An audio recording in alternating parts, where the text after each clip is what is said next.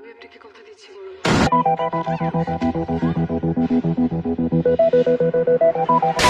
সূর্য, কি করছো ভাই? আরে এটা কি হচ্ছে?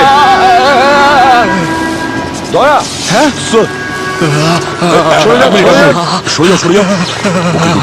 আরে হ্যাঁ দয়া, এখানেও সেই কবিতা রয়েছে হামটি ডামটি। স্যার, এই নার্সারি রাইমস এখানে কেন স্যার? আই মিন, ছোট বাচ্চারাও কি খুন করতে শুরু করে দিয়েছে? একই পদ্ধতিতে খুন করেছো দয়া, একই পদ্ধতিতে। আর দুটো স্পটেই অরিগামি পাওয়া যায়, আর সঙ্গে নার্সারি রাইমও।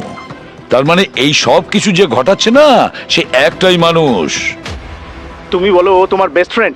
এসব বাজে কথা আমি মানি না। আরে আমার যদি ক্ষমতা থাকতো না, তো মার্ডার ফার্ডার করে দিতাম ওর। স্যার, আমি রেগেছিলাম, আমি রাগের মাথায় বলেছি, কিন্তু তার মানে এটা তো নয় যে আমি সত্যি খুন করে দেব।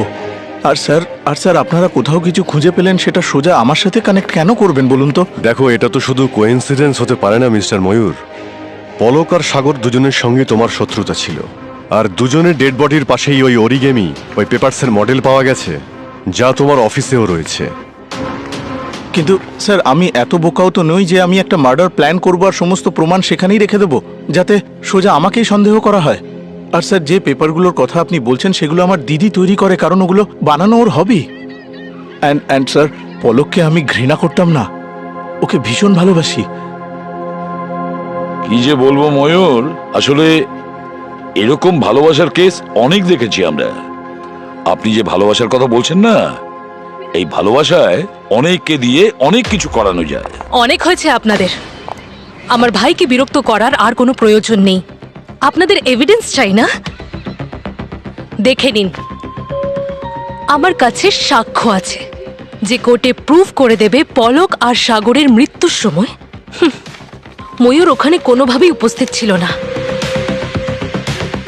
হ্যাঁ, তবে কেউ করিয়েছে না করেছে সেটা তো জানতেই পারবো। আপাতত আপনি ময়ূরকে নিয়ে যেতে পারেন। চল ময়ূর, লেটস গো হোম।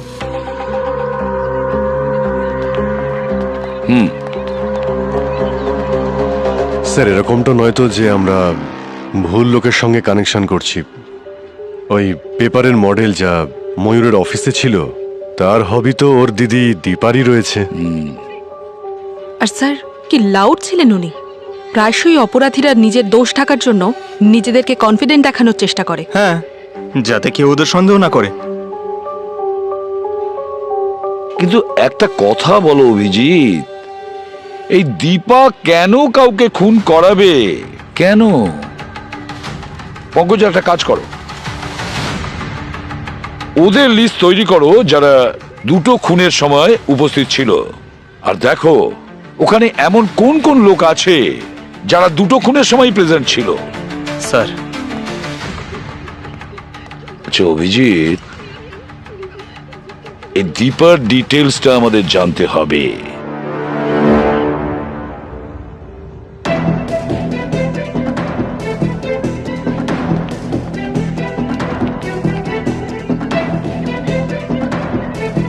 পেন দিয়ে তুমি কি করছো? বস, এই যে পেনটা দেখছো, এটা একদম সেই পেনটা যেটা আমরা ক্রাইম সিনে পেয়েছি। আর এর বৈশিষ্ট্য হলো এটা শুকিয়ে যাওয়ার পর খোলা চোখে দেখা যায় না।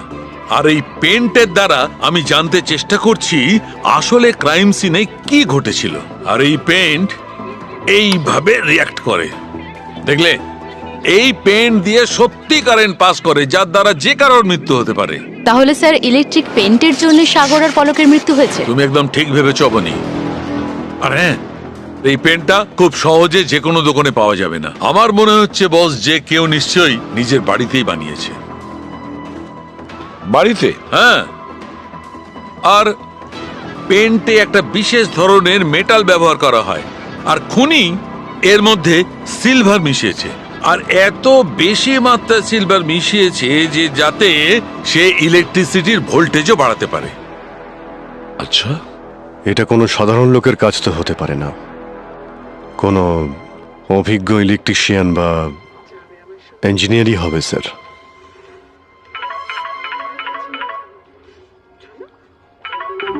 হ্যালো, কোথায়?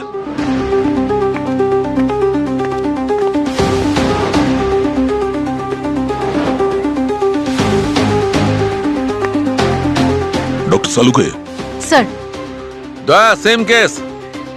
এরও মৃত্যু ইলেকট্রিক শকের কারণেই হয়েছে। এই দেখো, এই এই ওর আঙুলটা পুড়ে গেছে। এ আঙুল দিয়ে এই সুইচটাকে পুশ করেছে আর ওর ইলেকট্রিক শক লেগেছে। আর হ্যাঁ, এই দেখো, এই জুতো, এর মধ্যেও মেটালের লাইনিং রয়েছে, ভেতরেও মেটালের লাইনিং আছে। এই মেটালের কারণে ইলেকট্রিক শক তাড়াতাড়ি এর শরীরে ঢুকেছে আর মৃত্যু হয়েছে। কিছু জানতে পেরেছো একে? হ্যাঁ স্যার, ওনার নাম আরিয়ান। উনি এনআরআই। ওনার পুরো ফ্যামিলি লন্ডনে থাকে, কিন্তু উনি 2 দিন আগে কোনো কাজের জন্য ইন্ডিয়া এসেছিলেন। আর উনি হচ্ছেন নকুল, আরিয়ানের বন্ধু। নকুল, এটা বলো তোমরা দুজনে এখানে কি করছিলে? স্যার, এখানে আরিয়ানের কিছু পৈতৃক জমি ছিল, আর এই জমিতেই আরিয়ানের আগে একটা পৈতৃক বাড়িও ছিল স্যার। সেই জায়গাতেই আরিয়ান একটা রিসর্ট বানাতে চেয়েছিল। তাহলে এই রিডেভেলপমেন্টের কন্ট্রাক্ট ওরা ময়ূর বিল্ডার্সকে দেয়নি তো? একদমই না স্যার, ময়ূর বিল্ডার্সকে নয়। আমাদের চেনা জানা একজন আর্কিটেক্ট আর বিল্ডার আছেন, তাঁকেই দেওয়া হয়েছে।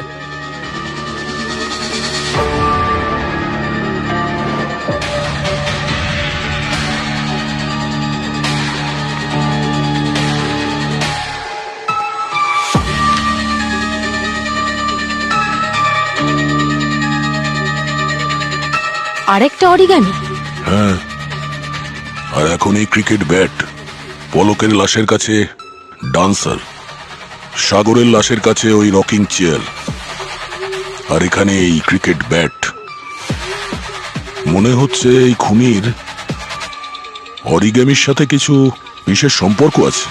পলক আর সাগরের সঙ্গে ময়ূরের নিশ্চয়ই কোনো সম্পর্ক ছিল, কিন্তু আরিয়ানের সঙ্গে এদের কি সম্পর্ক ছিল আমি তো এটাই বুঝতে পারছি না। আরিয়ান তো ওদের কাউকে চিনতই না। স্যার, আরও একটা কথা, খুনি এটা ভালো করেই জানতো যে আরিয়ান 1 সপ্তাহের জন্যই মুম্বাইতে এসেছে। ও খুব প্ল্যানিং করেই মার্ডারটা করেছে। কিন্তু স্যার, খুনি ক্রাইম সিনে নার্সারি রাইমস কেন রেখেছে? আমার তো মনে হয় psycho killer sir. Humpty Dumpty sat on a wall, Humpty Dumpty had a great fall. Humpty Dumpty sat on a wall. Humpty Dumpty had a great fall. Pankaj, wall and fall. Sir, এই পলক আর আরিয়ান দুজনে মারা যাওয়ার পরে নিচে পড়েছিল, ফল। Sir, ওয়াল। সাগরের মৃত্যু ওয়াল ছুতেই হয়েছিল। স্যার, এই পোয়েমের আরেকটা অর্থ এটাই যে ভরসা আর সম্পর্ক যদি একবার ভেঙে যায় তাহলে জোড়া লাগানো খুবই কঠিন। Right. All the king's horses and all the king's man couldn't put Humpty together again. মানে তুমি তোমার সম্পূর্ণ শক্তি দিয়ে কিছু ভুল এমন থাকে যা তুমি শোধরাতেই পারবে না।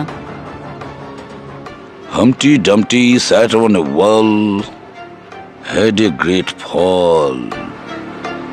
জীবনের একটা চরম শিক্ষা দেয় এই রাইমটা। যদি তুমি কারোর বিশ্বাস ভাঙো তাহলে শাস্তি তোমাকে পেতেই হবে।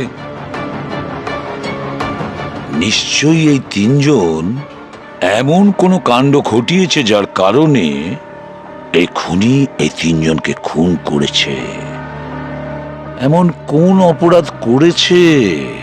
কি এমন করতে পারে? কি করতে পারে?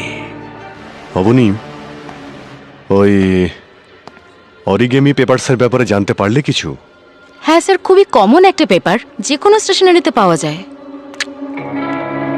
তাহলে বাকি রইল স্যার এই আরিয়ান। এর ঠিকুজি কুষ্টি বের করতে হবে। ওর মোমেন্টটা ট্র্যাক করতে হবে যে ইন্ডিয়াতে আসার পরে ও কোথায় কোথায় গেছে, কার সঙ্গে দেখা করেছে আর কি কি করেছে ও। স্যার, আরিয়ান 2 দিন আগে লন্ডন থেকে মুম্বাই এসেছে। প্রায় 12:30 নাগাদ ও ক্যাব নেয় আর সোজা ওল্ড এজ হোম চলে যায়। প্রায় 3:40 নাগাদ ও ওল্ড এজ হোম পৌঁছয়। 1 ঘন্টা থেকে প্রায় 5টা নাগাদ ও মুম্বাইয়ের উদ্দেশ্যে রওনা দেয়। আর 8টার মধ্যে ও মুম্বাই ফিরে গিয়ে হোটেলে পৌঁছে যায়। আর পরের দিন সকালে ও রুম থেকে সোজা পৌঁছয় ওদের প্রপার্টিতে, যেখানে রিডেভেলপমেন্টের কাজ চলছিল। আর ওখানেই ও মারা যায় সকাল 10:30 নাগাদ। আচ্ছা, ওই ওল্ড এজ হোমটার নামটা কি? Sir, free living old age home. Sat on a wall, Humpty Dumpty had a great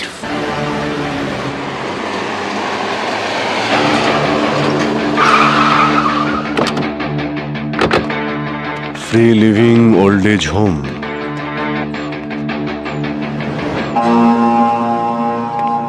এন্ট্রান্সেই origami, এটা কোনো কোইন্সিডেন্স হতেই পারে না। Let's go.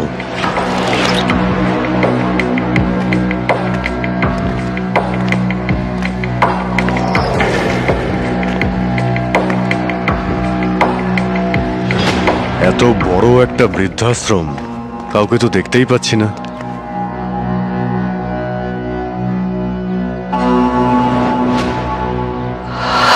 স্যার ওখানে কেউ আছে। এক্সকিউজ মি, কে ওখানে? এক মিনিট। হ্যাঁ বলুন। আপনি আমি বৃদ্ধাশ্রমের কেয়ারটেকার, আমার নাম লাকি। লাকি, আমরা সিআইডি থেকে এসেছি। সিআইডি? কি হচ্ছে স্যার? মানে আপনারা এখানে? আমরা জানতে এসেছি যে আরিয়ান নামের একজন কি এখানে এসেছিল দুদিন আগে। এসেছিল তো। ওর মা এখানেই থাকেন, অনেক বছর হয়ে গেল উনি কারোর সাথে কথা বলেন না। I see. আমরা ওনার সঙ্গে দেখা করতে চাই। এবার আপনারাই ভেবে নিন কি বা জিজ্ঞেস করবেন ওনাকে। উনি তো কথাই বলেন না কারোর সাথে। প্রবলেম আছে আপনার? না না স্যার, কোনো প্রবলেম নেই স্যার। আচ্ছা, আপনি এত টেনশন নিচ্ছেন কেন? টেনশন কোথায়? না না না। ওনার সঙ্গে দেখা করতে চাই আমরা। হ্যাঁ ঠিক আছে, আসুন আমার সাথে দেখা করাচ্ছি।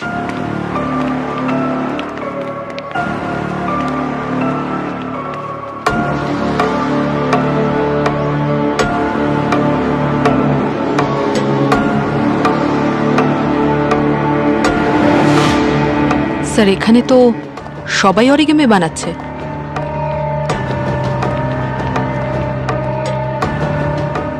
স্যার ইনি আরিয়ানের মা।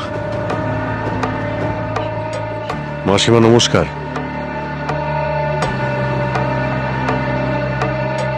আপনার সঙ্গে আমাদের একটু কথা ছিল। ওনার রুমটা আমাদের দেখাও তো। আসুন স্যার, এটাই ওনার রুম।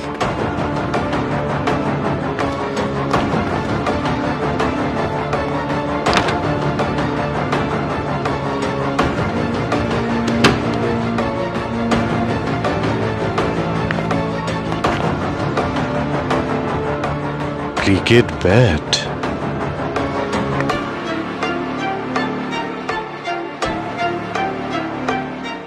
আচ্ছা আরিয়ান ওর মায়ের সঙ্গে কি কি কথা বলেছিল সেগুলো কিছু কি জানো তুমি? কথাবার্তা? আরে স্যার উনি তো ঘর থেকে বেরোনই না, কথাও বলেন না। আসলে কি বলুন তো, উনি হাজবেন্ডের মৃত্যুর জন্য ছেলেকেই দায়ী মনে করেন। এই কারণে উনি ছেলেকে এখনো ক্ষমা করেননি। বাইরে গিয়ে খোঁজ নিয়ে দেখো।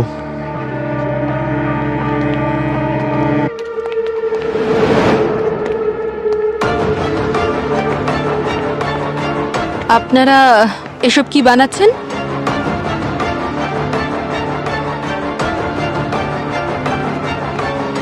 নমস্কার মাসিমা। নমস্কার, এগুলো আপনারা কি বানাচ্ছেন? কেউ কিছু বলছেন না কেন? স্যার মনে হচ্ছে ওদেরকে চুপ করে থাকা ট্রেনিং দেওয়া হয়েছে, নিশ্চয়ই কিছু লুকোচ্ছে। আরে আপনারা এখানে কেন ওদের বিরক্ত করছেন? আপনি বলুন। এদের জীবনে কি কম সমস্যা আছে যে আপনারা ওগুলো বাড়াতে এসছেন? যান যান এখান থেকে। আস্তে আস্তে, আমরা শুধু আমাদের কাজ করছি, আর প্রয়োজন পড়লে আমরা আবার আসবো।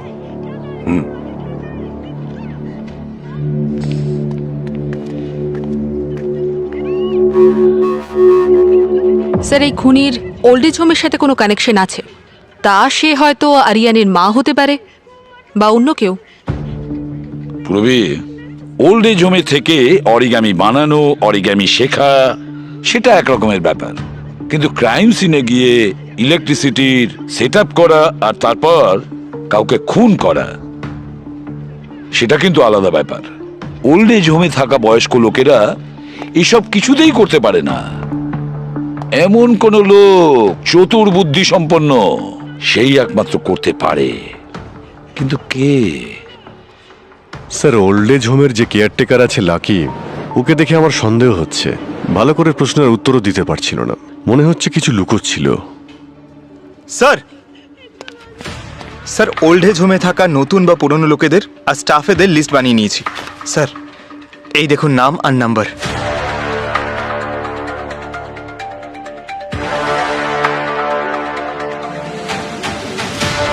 মাই গড, এটা তো পলকের নাম্বার। পলকের মাও তো এই ওল্ড এজ হোমে থাকতেন। কিন্তু স্যার, আমি পলকের একটা ইন্টারভিউ দেখেছিলাম যেখানে ও পরিষ্কার বলেছিল যে ওর বাবা মা ছোটবেলাতেই মারা গেছে। এক সেকেন্ড স্যার, এই দেখুন। আমার কেউ নেই। আমার মা যখন আমার 12 বছর বয়স ছিল তখনই মারা গেছেন। তারপর থেকে একজন মেয়ের এই পৃথিবীতে একা বেঁচে থাকা, ইউ নো দ্য স্ট্রাগল। কিন্তু আমি হার মানিনি, নিজের ক্ষমতায় সবকিছু করেছি আমি, আর আজকে আমি আপনাদের সামনে। এদিকে পলক সবাইকে বলে বেড়াচ্ছে যে ওর মা বাবা ছোটবেলায় মারা গেছেন, অথচ ওর মা ওল্ড এজ হোমে থাকতেন, 2 মাস আগে মারা গেছেন। তাহলে পলক এসব কেন লুকিয়েছে? তাহলে পলক ওর মায়ের বিশ্বাস ভেঙেছে স্যার। আর ওই বাচ্চাদের কবিতা হামটি ডামটি, ওখানে তো এটাই বলছে যে কখনো আমাদের কারো ভরসা বা বিশ্বাস ভাঙা উচিতই নয়।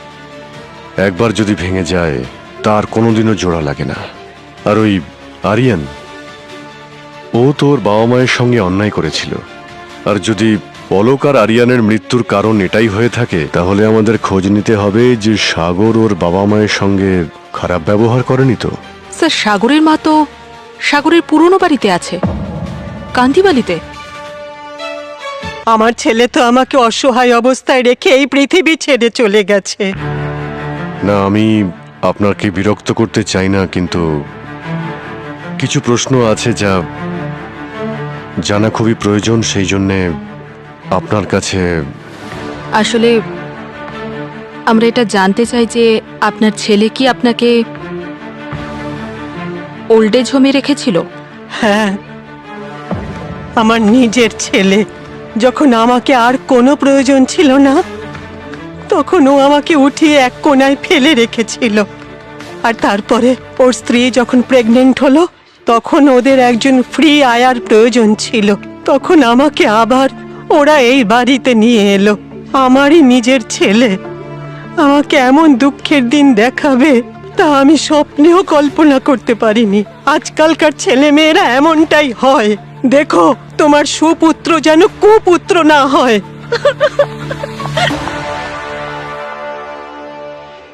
ওই চেয়ারটা নোটিস করেছিলে যার ওপর সাগরের মা বসেছিল? হ্যাঁ, ওই রকিং চেয়ার, যার পেপার মডেলটা আমি সাগরের ডেড বডির কাছে পেয়েছিলাম। Sir, rocking chair, cricket bat আর ডান্সার, এই 3টে ক্রাইম সিনের একটা কমন কানেকশন তো আছে, ওই অরিগামি পেপার মডেলস। এই খুনি ও টার্গেট এমনি এমনি চুজ করছে না বস। এই 3 জন ভিকটিম তাদের বাবা মায়ের সঙ্গে কখনো না কখনো খারাপ ব্যবহার করেছিল। তার মানে আমাদের সন্দেহটা ঠিক স্যার, এই 3টে কেসের সাথেই ওল্ড এজ হোমের কোনো কানেকশন আছে। বস, খুনির খোঁজ করতে গেলে আমাদের খুনির ঘরের ভেতরেই ঢুকতে হবে।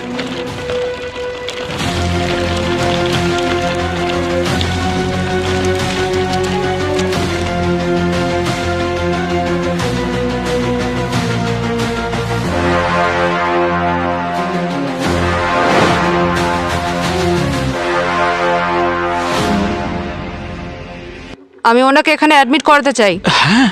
না মা, দেখ, আমি এই ওল্ড এজ হোমে থাকতে চাই না। তুই যা বলবি তাই শুনে আমি বাড়িতেই থাকবো মা, কিন্তু আমাকে এখানে রেখে যাস না। বাইরে অফিসের কাজ করো, বাড়ি এসে তোমাকে সামলাও, এটাই কি আমার কাজ? আমি এত কিছু সামলাতে পারবো না। আরে ম্যাডাম, আপনি একদম টেনশন করবেন না, আমি আছি তো, খুব ভালোভাবে রাখবো ওনাকে। ভালো করে রাখো কিংবা খারাপ করে, আমার কাছে যেন কোনো ফোন না আসে। আসবে না, একদমই আসবে না। মা, মা, দেখলি বাবা, এখন বাবাই সন্তানের উপর বোঝা হয়ে গেছে। আরে আঙ্কেল, এত চিন্তা করছেন কেন? আমরা তো আছি আপনার দেখাশোনা করার জন্য। এখানে আরামে থাকবেন, আনন্দে থাকবেন, ঠিক আছে? চলুন, আপনাকে আপনার রুম দেখিয়ে চল বাবা।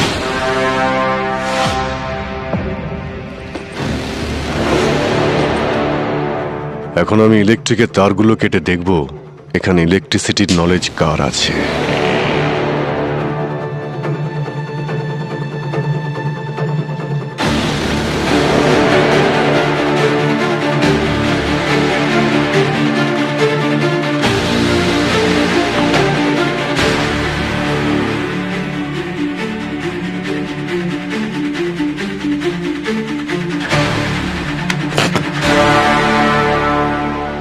এ লাকি, লোডশেডিং কি করে হয়ে গেল রে? কানে শুনতে পাচ্ছিস না নাকি?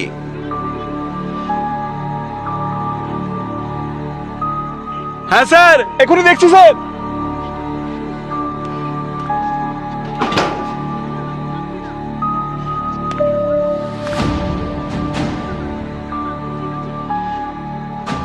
এই মেন ফেজের ওয়্যার কি করে কাটলো?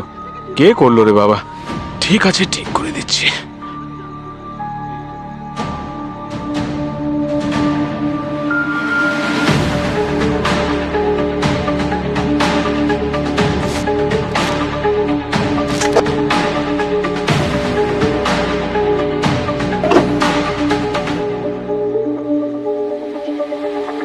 এখন ঠিক আছে তো স্যার? আপনারা কি শুয়ে পড়ুন, আমিও চললাম।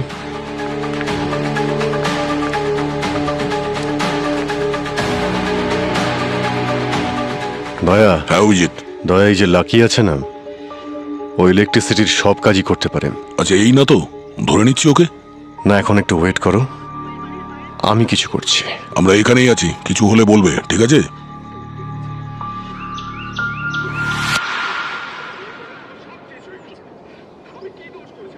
দয়া স্যার, রাত থেকে তো সকাল হয়ে গেল, কখন বেরোবে? আর একটু অপেক্ষা করো। দয়া, আমি লাকির রুমটা খুঁজতে যাচ্ছি।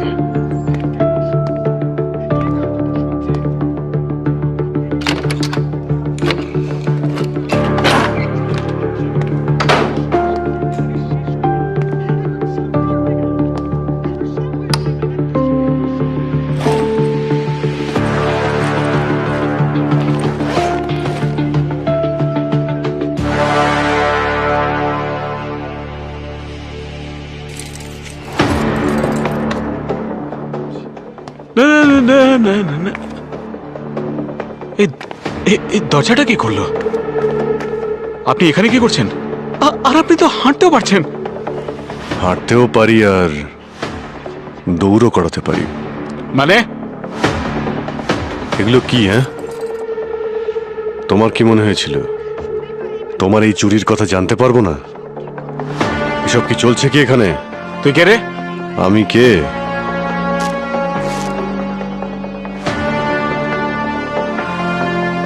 সিআইডি।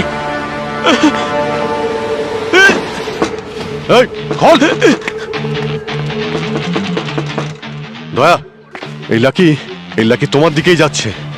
আমাকে রুমের মধ্যে বন্ধ করে দিয়ে চলো।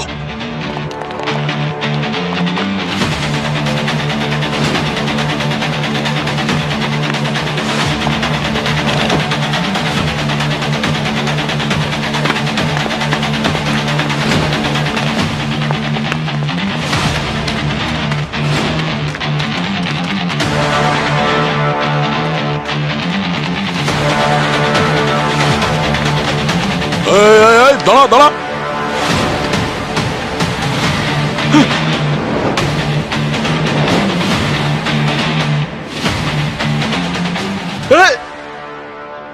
যদি গুলি চালাও তাহলে মাথা ফাটিয়ে দেব। হ্যাঁ, মাথা ফাটাবি? হ্যাঁ, সিআইডির মাথা ফাটাবি তুই? স্যার, আমি তো মজা করছিলাম। আরে তুই তো খুব মজা করিস। হ্যাঁ,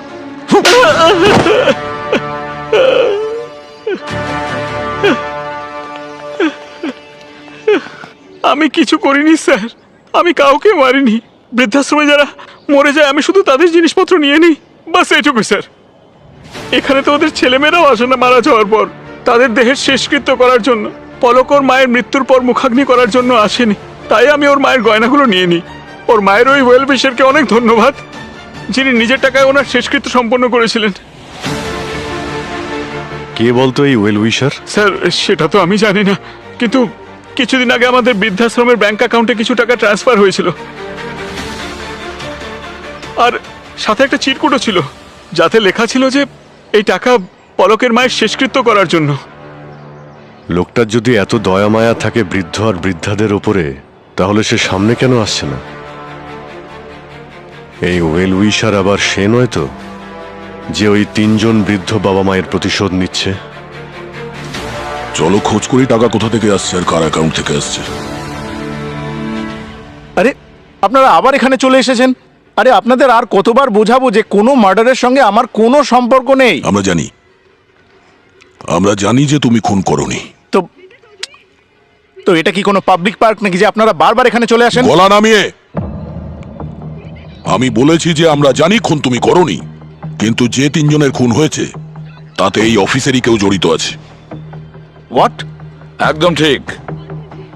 যেটা বলছিলাম ময়ূর, পলকের মায়ের শেষকৃত্য সম্পন্ন করার খরচ আপনাদের অফিস থেকেই হয়েছে। এখন আমরা এটা জানার চেষ্টা করছি যে এমন কে আছে যে বয়স্ক মানুষদের কথা এতটা ভাবে। আমরা তো ভাবছিলাম সেই লোক আপনাদের অফিসেই নিশ্চয়ই চাকরি করে, তাই না? ডাকুন, আপনাদের অ্যাকাউন্টেন্টকে ডাকুন।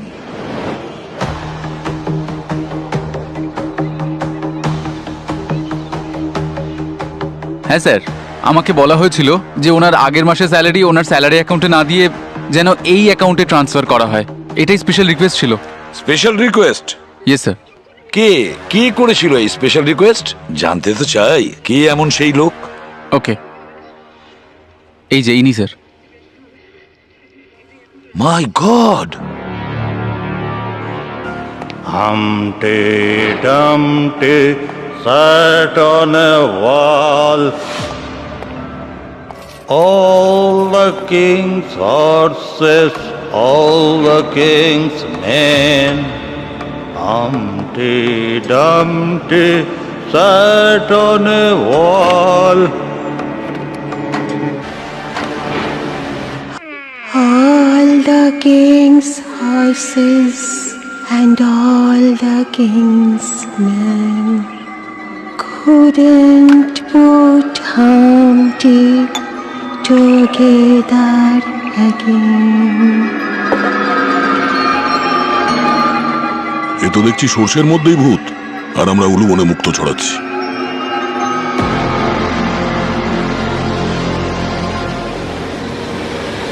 হ্যাঁ,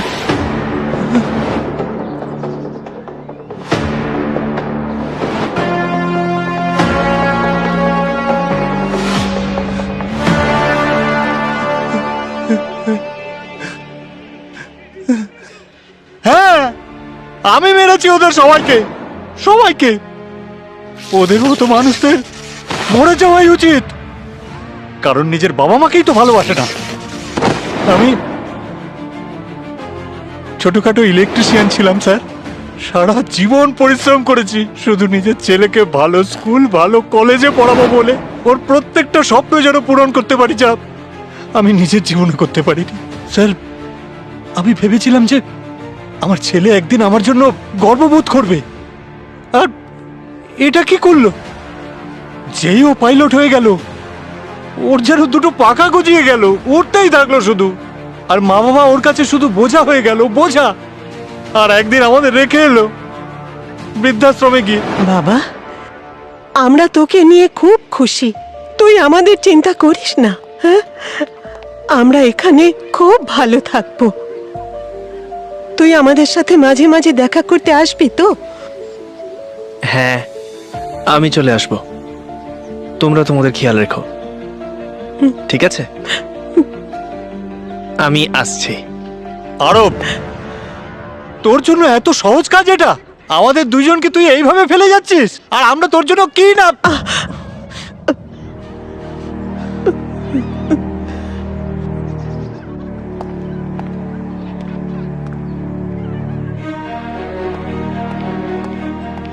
আমি আমার ছেলের ভিক্ষার উপর বেঁচে থাকতে চাইনি স্যার, আর সেই জন্য আমি বৃদ্ধাশ্রম ছেড়ে দিলাম আর একটা চাকরি নিয়ে নিলাম। কিন্তু যখনই আমি বৃদ্ধাশ্রম যেতাম, বৃদ্ধাশ্রমে গিয়ে আমার বন্ধুদের কাছে ওদের কথা শুনতাম, কিভাবে ওদের ছেলে আর মেয়েরা অসহায় অবস্থায় ওদের মৃত্যুর মুখে ফেলে আসতো। শুনে আমার রক্ত গরম হয়ে যেত। পলকের মাকেও আপনি ওখানেই দেখেছিলেন? হ্যাঁ, পলকের মাকেও আমি প্রথমবার ওর বাড়িতেই দেখেছিলাম, পলকের মায়ের রূপে। কিন্তু বৃদ্ধাশ্রমে যখন দেখলাম, যেন এক বোঝার রূপে। আর পলকের সেই অসহায়া মা, তার কথা ভাবতে ভাবতে ভাবতে ভাবতে দুঃখে মরেই গেল শেষ পর্যন্ত। আমার কেউ নেই। আমার মা যখন আমার 12 বছর বয়স ছিল তখনই মারা গেছেন। তারপর থেকে একজন মেয়ের এই পৃথিবীতে একা বেঁচে থাকা, ইউ নো দ্য স্ট্রাগল। কিন্তু আমি হার মানিনি, নিজের ক্ষমতায় সবকিছু করেছি আমি। আর আজকে আমি আপনাদের সামনে। কবিতা দেবী, কবিতা দেবী, আপনি সামলান নিজেকে। ও তো আমার সন্তান, এইভাবে কি করে ও বলতে পারলো?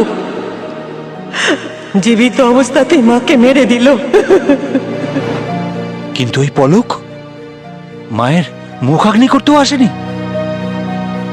সেই দিনই ওই চিতার সামনে আমি একটা প্রতিজ্ঞা করেছিলাম যে আমি সেই সমস্ত সন্তানদের শাস্তি দেব যারা নিজেদের বাবা মাকে এইভাবে বৃদ্ধাশ্রমে অসহায়ের মতো মৃত্যুর মুখে ছেড়ে আসে। সেই প্রতিজ্ঞা নিশ্চয়ই আপনি একা নেননি। এবার আপনি সেই পার্টনারের নাম বলুন যে ওল্ড এজ হোমের প্রত্যেককে অরিগেমি বানাতে শিখিয়েছিল।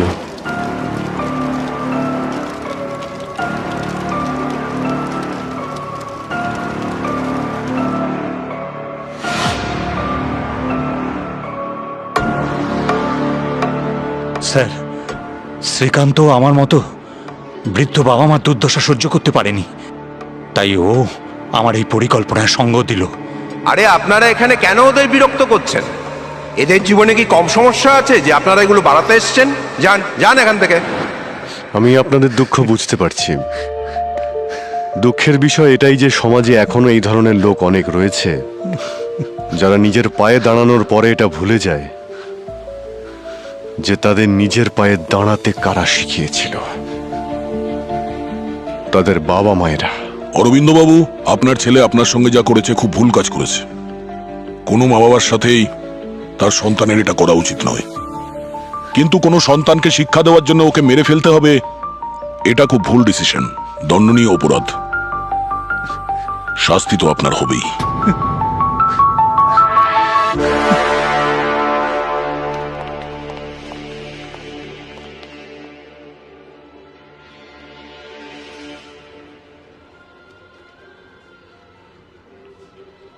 আজকে কি ভাবছো বস?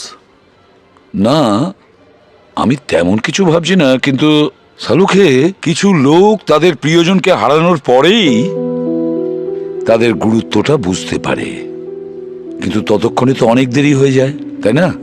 এই দেখো না, যেমন ধরো ওই অরবিন্দর কথাই ভাবছিলাম, যাকে আমরা রিসেন্ট শাস্তি দিয়েছি। তখন ও যা কিছু বলেছিল সব ঠিকই বলেছিল। এটাই যে প্রত্যেক সন্তানদের তার মা বাবার প্রতি খেয়াল রাখা উচিত, আর বার্ধক্যের সময় তো বেশি। কিন্তু